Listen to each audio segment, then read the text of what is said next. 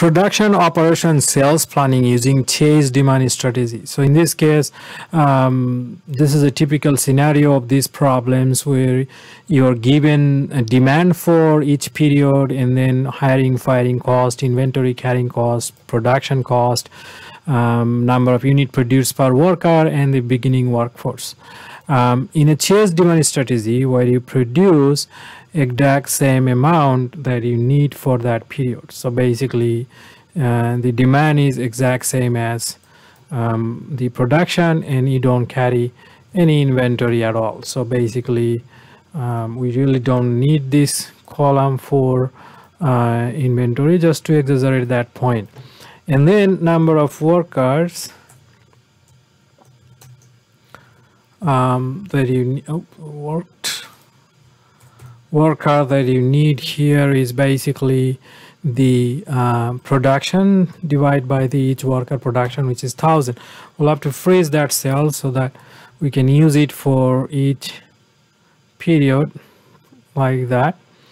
And then we need to find out the number of people hire and fire. So we start with 100 workers minus 90, and then we have 19 is spring minus summer.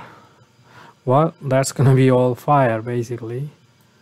So oops, so this is gonna be fire. Again, we're going to fire some in summer, don't need that many people, and no hire here, no hire here. However, in fall we're going to hire this much people, and also in winter we're going to hire some people. Now we need to calculate the total cost. So basically we can write this sum function, sum of all of these.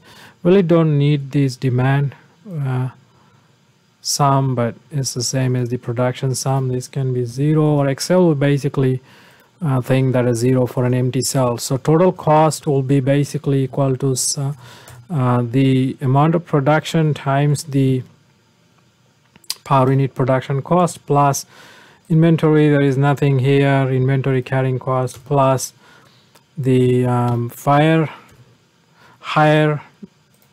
hiring cost, plus the fire times the firing cost.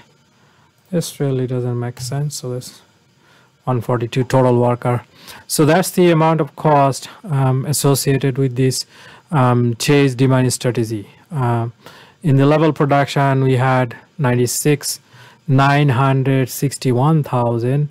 Here we have 898,000 cost with this chase production strategy, which is a little bit less than the level production strategy. In the next video, I'll show you using linear programming, which will be even better cost saving option.